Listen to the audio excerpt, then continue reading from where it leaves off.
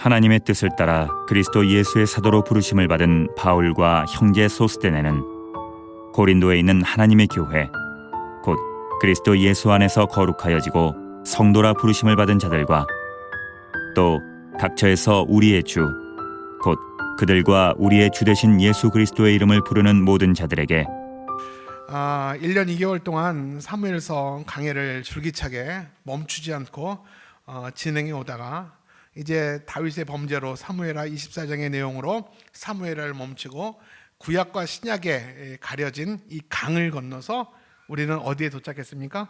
고린도 전서에 도착하게 됩니다. 고린도 전서를 준비하기 위해서 제가 몇 달 전부터 준비하고 기도하면서 많은 책들을 읽고 또 묵상하고 고민을 했습니다. 어떻게 하면 성도들에게 고린도전서 강의를 하면서 유익을 줄까, 어떻게 은혜를 끼칠 수 있을까 고민하다가 이 고린도전서를 읽다가 또 묵상하다 보니까 우리가 살고 있는 시대가 이 고린도 도시 아닌가, 그리고 고린도 교회에게 준 이 바울의 편지가 바로 우리에게 전달된 하나님의 마음이 아닌가.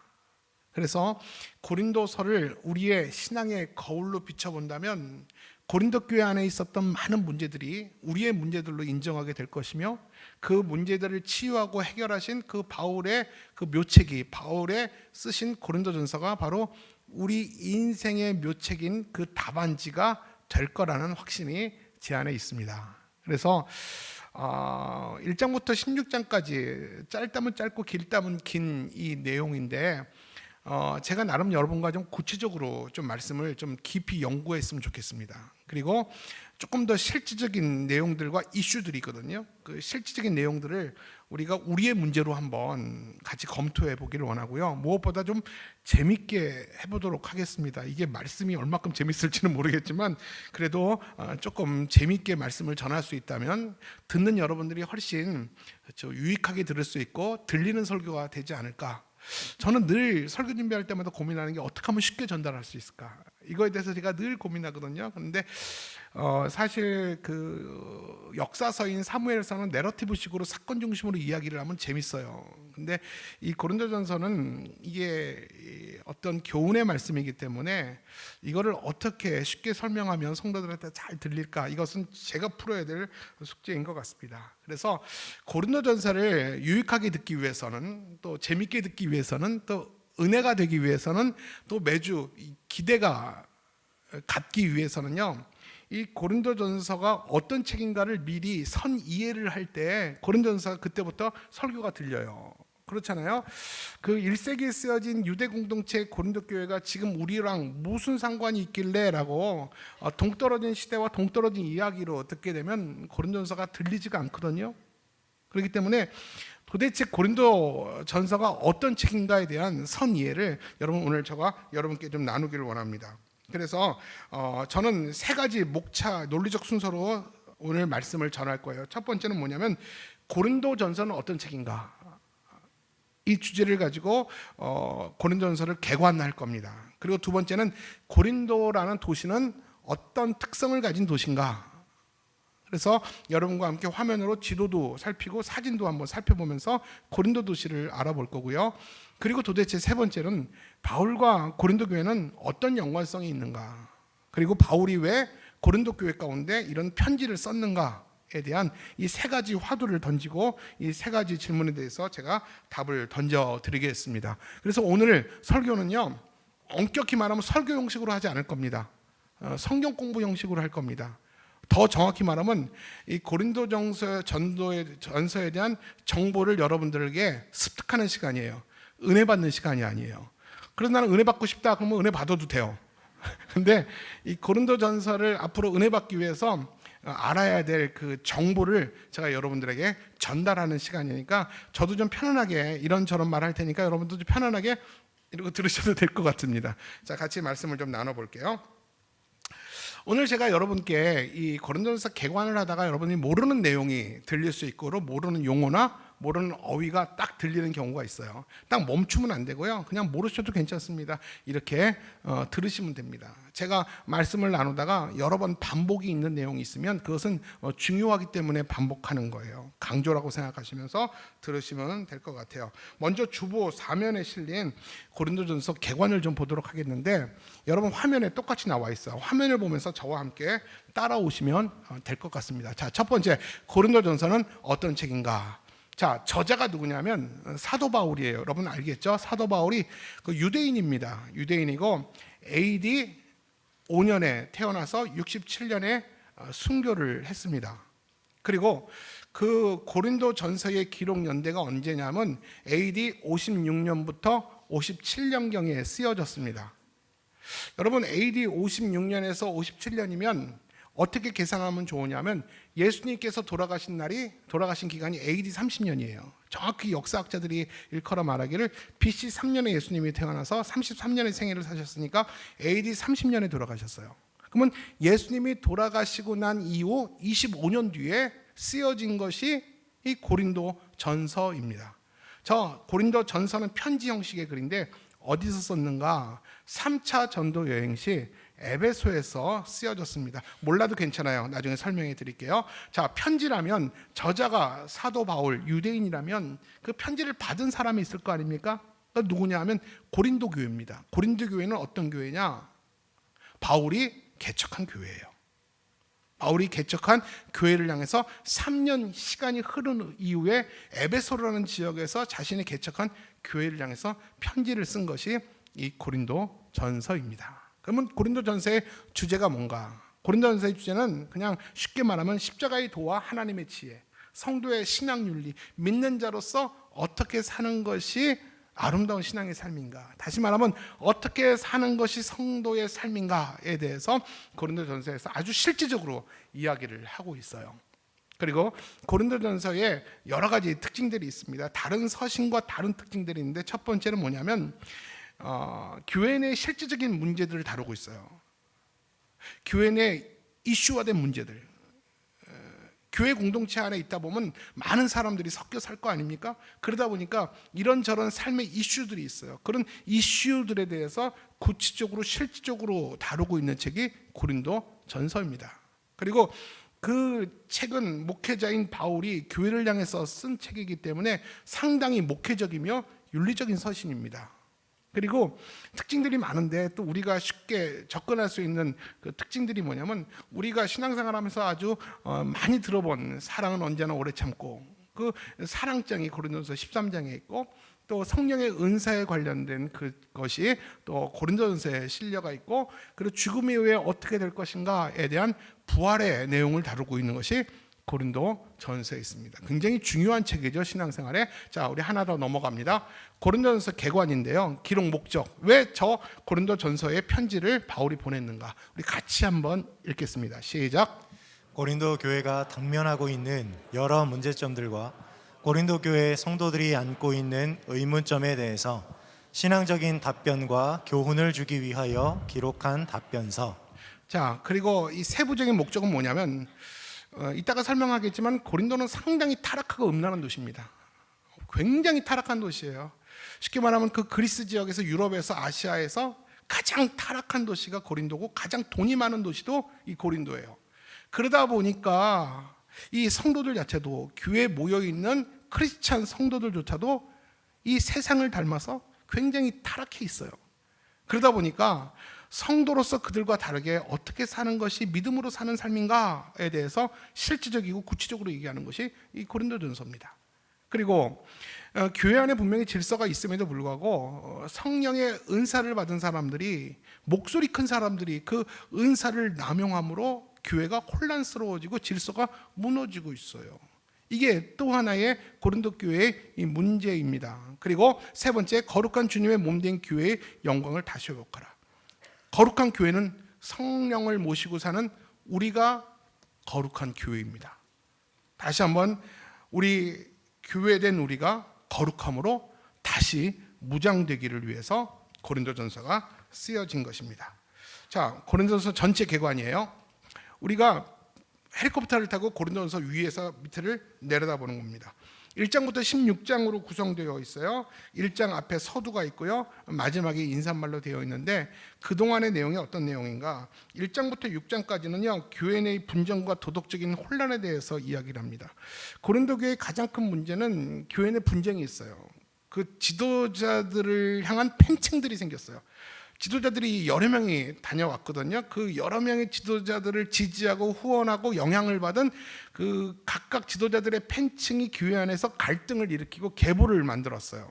그러다 보니까 교회가 하나 되어야 할 교회가 깨어지기 시작하고 흔들리기 시작합니다. 그 교회 내 분쟁 그리고 도덕적 혼란, 이 도덕적 혼란이 뭐냐면 음란의 문제, 우상의 문제를 이야기를 하고 있어요. 이것이 1장과 6장까지의 내용이에요. 여러분 이렇게 마인드맵을 가지고 성경을 읽으면 읽히기 때문에 제가 설명을 드리는 거예요. 그리고 후반전에는 7장부터 15장까지는 어떤 내용이냐면 교회 질문에 대한 바울의 답변이에요. 이따가도 설명드리겠지만 그 고린도 교회가 구체적으로 바울에게 질문서를 만들어 와요. 우리 교회에 이런 문제들과 이슈가 있는데 우리 목사님은 이 질문에 대해서, 이 문제에 대해서 어떻게 생각하십니까? 라고 묻는 질문에 그 답변을 주는 것이 이 7장부터 15장의 내용이에요. 그 주제가 뭐냐면 결혼과 이혼의 문제, 그리고 우상 제물을 먹어야 되나 말아야 되나, 그리고 교회 안에 있는 강자와 약자의 문제, 우상 숭배의 문제, 성찬의 문제, 성령의 은사의 문제, 죽은 자의 부활의 문제, 뭐 이런 종류로 이런 질문들로 바울에게 질문하고 그 질문지에 바울이 답하는 것이 고린도 전서입니다. 대충 알겠죠? 그렇다면 두 번째 패러그로 넘어가겠습니다. 고린도 도시는 어떤 도시일까? 여러분 고린도 가보셨습니까? 저도 아직 성지순례를 못 가봤는데 고린도라는 도시가 어떤 도시일까? 우리 한번 지도를 한번 볼게요. 여러분 그리스와 아시아와 유럽 쪽에 이 고린도라는 항구 도시가 있습니다. 이 항구 도시는 그리스에서, 이 고린도라는 지역은 그리스에서 가장 큰 도시가 이 고린도입니다. 저기는 에게와 아드리에 사이에 좁은 지역에 위치한 항구 도시인데 여러분 세계 3대 운하를 아십니까? 고등학교 시간에 배웠잖아요. 수에즈 운하, 파나마 운하, 어느 운하? 제가 말씀드렸잖아요. 고린도 운하예요. 제가 말씀을 드렸는데 실망이에요, 성가대. 이 3대 고린도 운하가 이 3대 운하 중에 하나예요.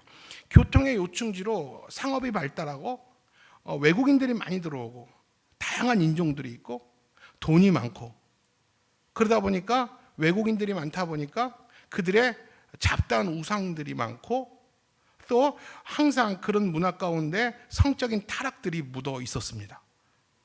이게 고린도의 도시의 특징이에요. 여러분 생각해 보세요. 윤리도 없고 신앙도 없어요. 근데 돈은 많아요. 그렇다면 여러분 항상 뭐가 따릅니까? 사치와 타락이 따르게 돼 있죠. 이 고린도 도시가 바로 그런 도시였습니다. 로마, 그 당시 로마가 다스렸던 로마의 속국에 있기 때문에 여러분 알겠지만 이 팍스 로마나 그 로마의 최고의 번성에 있을 때까지 그 로마의 문화를 두 가지로 딱 정의하면 뭡니까? 사치와 음란이에요. 이 사치와 음란, 헬라 철학으로부터 오는 다양한 철학의 계파들, 그리고 헬라 로마의 헬라 그리스의 그 12신들 알죠? 그 신들이 다 음란합니다. 그러니까 이 로마의 음란한 문화, 이 타락과 세속의 문화가 이 고린도 전체의 분위기가 됐고요. 그러다 보니까 철학자들은 자기 나름대로 분파로 종교를 만들어내고, 그리고 그 항구에서 벤이라는 사람들은 다 음란한 자기들만의 다신적인 종교성이 강한 다신적인 신들을 다 가지고 있게 됩니다. 그래서 결국 한마디로 내가 저는 많은 얘기를 했지만 고린도는 우상이 범람한 우상의 도시고요. 그리고 그들의 우상과 문화는 한결같이 다 음란했다. 제가 이 얘기를 왜 하냐면 고린도 교회 안에 있는 성도들이 다 거기에 영향을 받고 있었어요. 다 그냥 그렇게 살아왔던 사람들이에요. 음란하게 살다가 주일날 되면 교회에 오는 사람들이고 예배 끝나면 또 음란의 자리에 또 돌아갔던 사람들이 그 사람들이에요. 구분이 없었어요. 그렇기 때문에 그들의 영향을 볼 줄 알아야 됩니다. 특히 고린도에는 두 가지가 많았어요. 여러분 제주도에는 3다가 있죠. 뭐가 많습니까? 제주도에는 돌, 바람, 여자. 이 고린도에는 두 가지가 많았어요. 수많은 인종과 수많은 신전. 수많은 신전이 있다는 건 그만큼 음란하다는 겁니다. 그 중에서 아직 사진 보여주지 마세요. 그 중에서 여러분 제일 음란한 신전이 있었는데 아프로디테 신전이에요. 여러분 아프로디테라고 들어보셨죠? 아프로디테가 누구냐면 우리가 소위 말하는 그리스의 12신 중에 한 명인 비너스, 사랑의 비너스 알죠?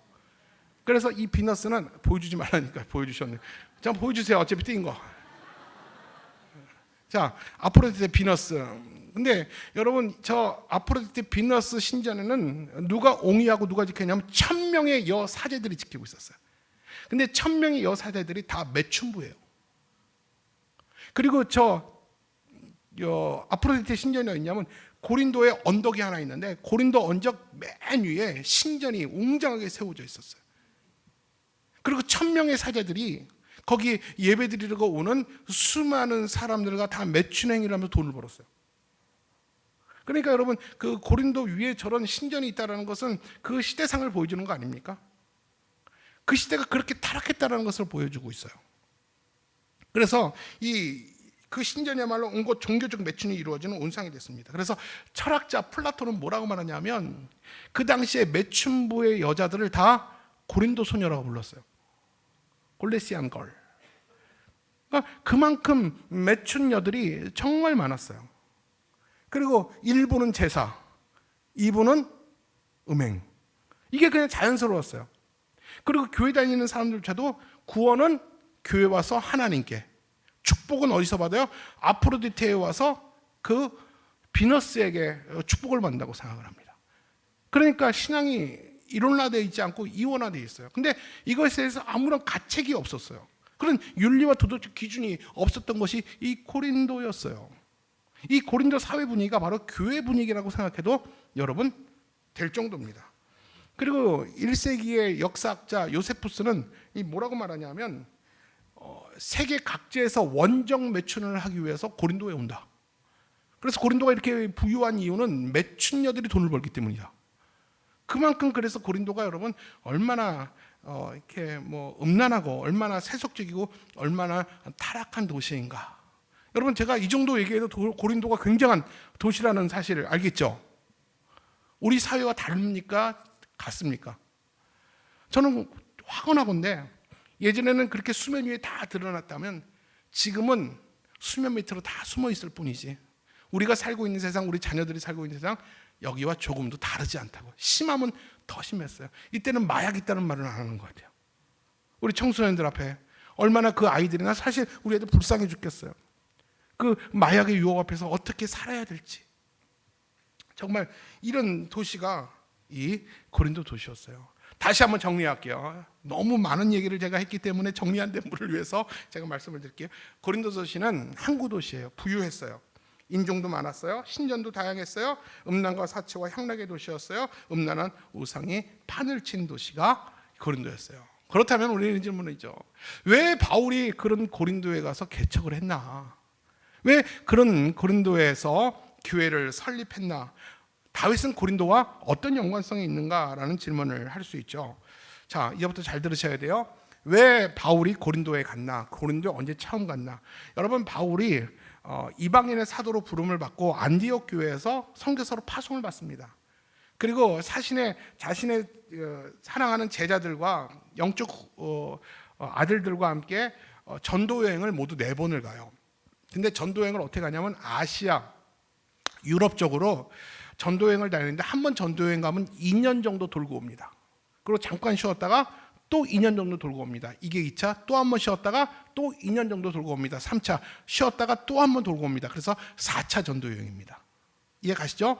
그러면 바울이 언제 고린도를 갔느냐? 바로 2차 전도 여행 때 고린도에 들린 적이 있었어요. 그래 들렸는데 한번 지도 한번 보여주실래요? 자, 안디옥에서 출발해가지고 2년 동안 다시 예루살렘으로 돌아오게 되는 2년의 과정인데 정말 너무 놀라운 것은 2년의 시간 동안 바울이 고린도에서만 1년 6개월 머물러요. 이거 뭘 의미합니까? 다른 지역에는 정말 짧게 있었어요. 바울의 그 선교 여행에 루틴이 있어요. 먼저 회당에 가서 유대인들에게 복음을 전합니다. 예수가 그리스도라는 사실. 유대인들이 믿지 않으면 이방인들에게 복음을 전하고 거기다 교회를 세우고 또 다른 지역으로 옮겼어요. 이렇게 짧게 지역을 옮기다가 고린도에서만 1년 6개월 있었다니까요. 굉장히 오래 있었던 거죠. 그게 뭘 얘기하냐면 고린도를 향한 바울의 애정이에요. 그리고 거기엔 전도의 열매가 많았어요. 그렇기 때문에 이 고린도를 향한 이 바울의 마음은 특심이었습니다. 여러분 제가 물어볼게요. 바울이 고린도에서 만난 부부가 있죠. 성경 교주 잘하시는 분 누굽니까? 아굴라와 브리스길라. 여러분 아굴라와 브리스길라가 누구냐 하면 황제 글라우디오 황제 때 반유대인 정책을 씁니다. 반유대인 정책을 쓰면서 로마 시안에 유대인들을 다 내쫓아요. 그래서 로마 안에 살던 유대인들이 어디로 많이 가냐 하면 그 고린도 쪽으로 많이 갑니다. 왜냐하면 고린도에는 수많은 사람들이 있고 잡이 많고 일이 많아요. 먹고 살 수 있는 생계를 걱정하지 않아도 될 만한 직장할 곳이, 생계를 찾을 곳이 많아요. 그래서 유대인들이, 로마에서 쫓겨난 유대인들이 대부분 고린도에 가 있어요. 이 바울이 고린도 교회에 설립을 한 이유는 뭐냐면 바로 그렇게 그 유대인들을 위해서 교회를 설립한 거죠. 근데 아굴라와 브리스길라는 그 글라우디오 황제 때 추방당한 사람들이 그 고린도 도시에서 그가 어떤 일을 했냐면 천막을 입는 일을 했어요. 근데 바울이 여기에 들렸을 때 그들에게 거처를 제공하고, 그리고 바울은 그들과 함께 천막을 같이 만들었어요. 그리고 바울이 거기에다 교회를 세울 때 도왔던, 조력했던 부부가 아굴라와 브리스길라입니다. 자, 다시 이제 정리해 볼게요. 이렇게 바울은 2차 전도 여행 때 고린도 지역에서 1년 6개월 머물면서 고린도 교회를 세웠습니다. 자, 그럼 세 번째 파라그라프로 넘어갈게요. 그렇다면 바울이 그곳을 떠났어요. 교회를 세우고 목회자를 세워놓고 떠났어요. 그럼에도 불구하고 왜 다시 3년 뒤에 이렇게 편지를 썼을까요? 편지를 쓴 이유와 목적이 있을 것 같아요. 자, 바울이 교회를 떠난 이후에 그 교회에 대한 소문이 들리기 시작해요. 그 교회가 부흥하고 있다, 새로운 목사님이 와서 성장하고 있다, 그런 얘기를 들으면 이 전임 목회자로서 굉장히 뿌듯할 것 같아요. 원로 목사님께서 이제 은퇴한 이후에 우리 교회가 건강하게 성장하고 있다 하면 굉장히 기분 좋을 것 같아요. 저도 이제 은퇴를 막 고민하고 있어요. 바로 한다는 게 아니고 너무 좋아하지 마세요. 저도 언젠가 은퇴할 거 아닙니까? 근데 제가 있을 때보다 그 후임자가 와서 교회를 더 성장시키고 부흥 발전시킨다면 굉장히 기분이 좋을 거예요. 근데 후임자가 와서 교회가 무너지기 시작하고 갈등과 분열로 교회가 깨어지기 시작하고 성도들이 떠났다고 생각하면 여러분 마음이 얼마나 안 좋을까요? 바울이 바로 그랬어요. 교회를 떠난 지 3년이 됐는데 그 교회에 대한 소문이 너무 안 좋은 거예요. 그 얘기는 딱 세 가지의 문제가 있어요. 첫 번째는 뭐냐면 교회 내의 분열이에요. 그리고 두 번째는 도덕적 타락, 음란과 우상의 문제. 세 번째는 성령의 은사들을 남용해서 교회가 혼란스러워졌다는 얘기예요. 근데 여기서 제가 여러분한테 이 얘기를 좀 드리고 싶어요. 특히 바울이 교회를 세우고 떠났을 때 그 여러 순회 선교사들이 이 고린도 교회에 와서 짧게 목회를 하고 가셨어요. 짧게 목회를 하면서 거기서 설교를 하고 말씀을 가르칠 거 아닙니까? 근데 그 성도들 가운데 소위 잠깐 다녀간 목회자들을 향해서 팬층이 생겨요. 나는 베드로 목사님 설교가 제일 좋더라. 나는 바울 목사님이 성경을 쪼개는 게 기가 막히더라. 무슨 말이야? 아볼로지. 성령이 충만하잖아 그분은. 야, 다 필요 없어. 나는 그리스도파야. 쪽파도 아니고 양파도 아니고 자기들끼리 이 계파 싸움이 생기는 거예요.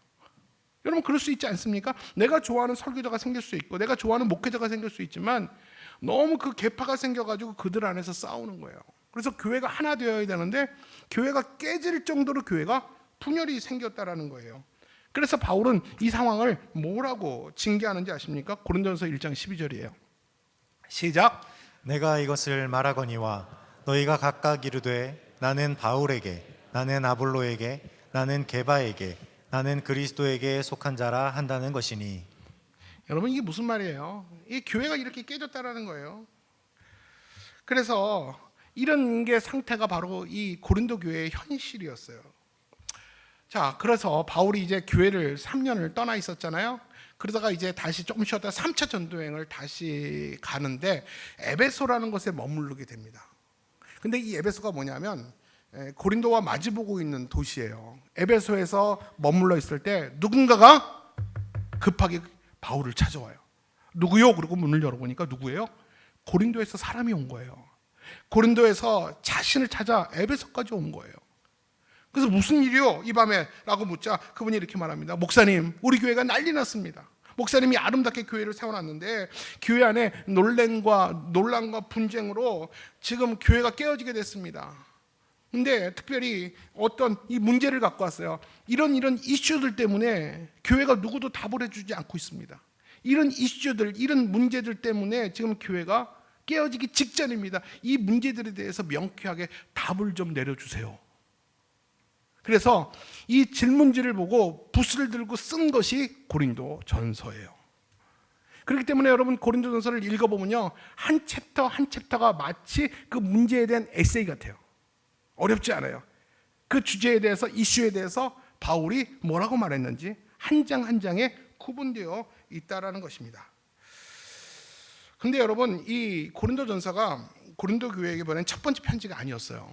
지금 첫 번째 편지로 고린도 전서가 기록되어 있지만 성경에 있지 않지만 고린도 전서 전에 한 권의 책이 먼저 간 것 같아요. 그걸 어떻게 하냐? 고린도 전서 5장 9절 말씀이에요. 시작. 내가 너희에게 쓴 편지에 음행하는 자들을 사귀지 말라 하였거니와.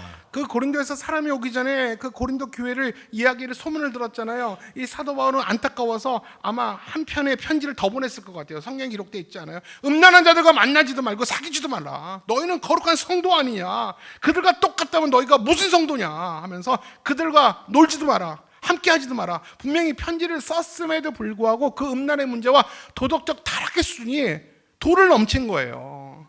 그래서 다시 작심하고, 사람도 왔으니까 작심하고 그 문제에 대해서 붓을 든 것이 고린도 전서였다는 겁니다.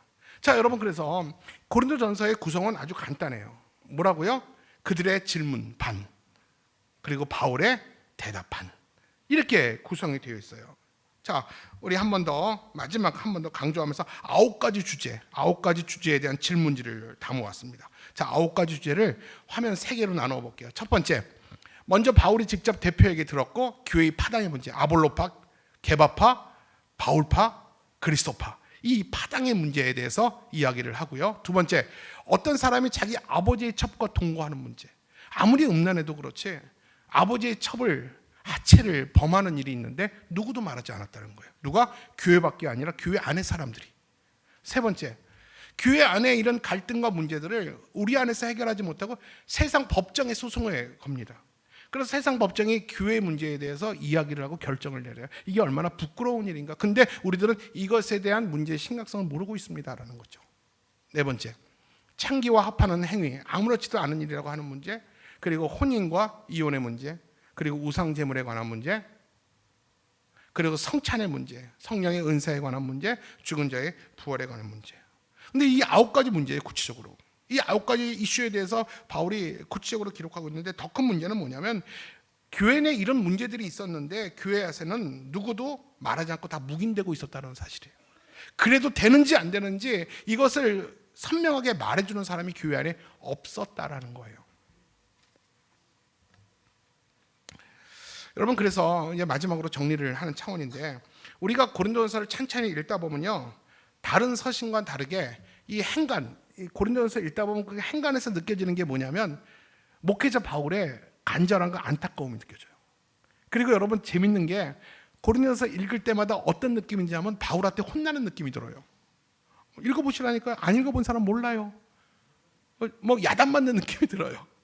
그리고 때로는 바울이 너무 화가 나가지고요, 격양된 어조가 막 드러나요.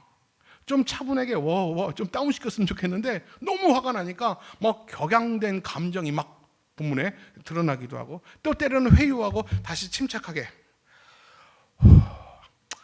내가 좋게 말할 때 이렇게 하지 마라, 이런 호소와 당부도 있고요. 전체적으로 고린도전서의 분위기 뭐냐면 잘못된 성도들을 바로잡고자 하는 이 목회자 바울의 안타까운 마음이 이 고린도전서에 기록이 되어 있어요. 말씀을 정리하겠습니다. 우리가 고린도전서 강해를 통해서 1세기 고린도 교회, 예전 교회 안에서 고발되고 지적되었던 교회의 갈등과 분열의 문제가 오늘 우리가 고민하고 있는 문제와 별반 다르지 않다라는 거예요. 그게 그 1세기 교회 안에서 문제로 끝난 게 아니더라고요. 그 음란의 문제가 여전히 우리 가운데 흘러 들어오고 있고요. 그 분열과 갈등, 그 음란의 문제, 그 교회 파벌의 문제, 이게 1세기의 문제가 아니라 오늘도 우리가 고민하고 있는 문제들이라는 것이죠. 이것을 우리가 금방 발견될 수 있어요. 우리가 고린도전서를 처음 이렇게 듣게 되고 우리 교회에 처음 문턱을 넘는 사람들은 아마 고린도전서 강의를 들으면서 시험 들 수 있어요. 무슨 시험이냐면 세상도 아닌 교회에서 어떻게 이런 일들이 백주대낮에 행해질 수 있을까? 어떻게 교회가 어떻게 이렇게 세상과 똑같고 세상보다 더할까? 이런 질문을 할 수도 있고요. 그리고 적어도 교회라면 교회가 하는 고민과 세상이 하는 고민이 달라야 되는 게 아닌가? 왜 교회 안에도 여전히 세상의 고민을 하고 있는가? 이런 질문도 던질 수가 있습니다. 맞습니다. 교회는 세상과 달라야 됩니다. 그렇기 때문에 교회의 역할과 책임이 뭔지 아세요? 저와 여러분은 교회 안에서만 사는 청정지역 안에서만 사는 사람들이 아니에요. 여러분들 오늘 예배를 끝나면 여러분 세상에, 고린도 같은 세상에 나가서 여러분들은 살게 될 거예요. 고린도 같은 세상에 살고 있는 성도들에게 교회는 어떻게 사는 것이 세상과 고린도와 다르게 사는 것인지, 어떻게 사는 것이 믿음으로 사는 것인지 교회는 분명하고 정직하게 바르게 성도들에게 가르쳐 줘야 된다는 거예요. 사람 사는 세상이기 때문에 이런 문제 저런 문제 다 있을 수 있어요. 그러니까 교회가 병원이죠. 아픈 사람들이 있죠. 병원은 계속 아픈 사람이 와야지 병원이 잘 돼요. 여러분, 저도 아픈 사람, 여러분도 아픈 사람이에요. 문제는 치료받고 나가야 되잖아요. 오늘 하나님의 말씀으로 강단에서 선포되어지는 하나님의 말씀으로 나의 문제를 내가 직시할 줄 알아야 돼요. 내 문제가 무엇인가를 정직하게 볼 줄 알고요. 말씀을 통해서 도려내야 돼요. 피를 철철 흘려도 잘라내야 됩니다. 그래야지만 소망이 있는 거예요. 바로 그런 고린도 교회를 살리기 위한 처방전이 고린도 전서예요. 제가 고린도 전서를 읽다가 참 좋아하는 구절이 있어요. 우리 신앙인들에게 유익한 말씀일 거예요. 뭐냐면요, 모든 것이 가하나 모든 것이 유익한 것이 아니다. 여러분, 우리는 성인이에요. 돈이 있어요. 시간이 있어요. 무엇을 선택하고 결정할 권한과 자격이 우리 안에 있어요. 그렇지만 그 어떤 것을 선택할 자유는 있지만 그 선택과 결정이 여러분의 신앙에 다 유익이 되는 것은 아니라는 거예요. 교회를 나와도 되고 오늘 예배를 안 나와도 돼요. 그 선택은 내게 있지만 모든 선택과 결정이 다 신앙에 유익한 것은 아니라는 것입니다. 여러분, 한 주간 고린도전서를 한번 읽어보세요.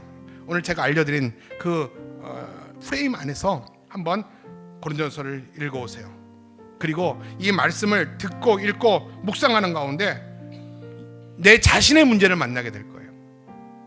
내 안에 숨겨져 있는 음란의 문제, 우리 자녀들 가운데 우리 자녀들이 얼마나 이 고린도라는 이 사회에 노출되어 있는지 우리들의 문제를 만나게 될 것이고, 그 문제들을 풀어주시는 하나님의 지혜도 여러분 경험하게 될 줄로 믿습니다. 제가 오늘 이렇게 기관을 얘기하는 이유가 뭐냐면 앞으로 고린도전서에 대한 기대감을 가져보라는 거예요. 좀 기대감이 들어요? 재미없지 않겠죠? 감사해요. 여러분, 이런 기대감을 가지고 우리 고린도전서를 함께 말씀을 나누면 좋겠습니다. 자, 우리 한번 손을 가슴에 모으시고 한번 같이 기도할게요. 여러분, 직장에서 가족 중에서 여러분을 볼 때마다 사람들이 누구를 제일 먼저 생각할까요? 너는 참 고린도 사람답다. 너는 참 교회를 다녀도 우리와 별반 다를 게 없는 세상 사람 너무 닮았다. 여러분, 그런 말 듣습니까? 아니면 내가 너를 보니까, 당신을 보니까, 우리 아버지와 어머니를 보니까 예수님이 생각납니다. 나는 교회를 다니지 않지만 당신을 보니까 하나님을 내가 만나는 것 같습니까? 여러분, 여러분 볼 때 누가 생각나길 원하십니까? 오늘 고린도전서가 바로 우리의 이러한 삶의 문제들을 답을 줄 거예요. 우리를 볼 때마다 주님이 생각나게 하여 주시고, 우리의 많은 문제들이 있지만 주께서 말씀하시면 말씀을 깨닫고 온전히 순종하여 하나님 앞에 다시 한번 거룩한 삶을 회복하는 우리 모두가 되게 하여 주옵소서. 고린도전서를 우리에게 주셨습니다. 우리 삶에 구석구석 숨겨져 있는 죄악들을 다 들추어내시고 아버지 하나님 수면 아래 우리가 유혹받고 있는 수많은 죄악과 유혹 가운데 우리 자녀들이 말씀과 은혜 안에서 보호받게 하여 주옵소서. 그런 고린도전서의 은혜가 앞으로 우리 교회 가운데 성도들 가운데 있게 하여 주옵소서. 지금은 우리 주 예수 그리스도의 은혜와 하나님의 만극하신 사랑과 성령의 위로 역사 교통 축복하심이 오늘도 주님 닮기를 원하며 성결한 삶을 살기를 소원하는 사랑하는 모든 성도들 머리 위에, 교회 위에, 생업 위에, 자녀 위에 지금부터 영원토록 함께 계시기를 간절히 축원하옵나이다. 아멘.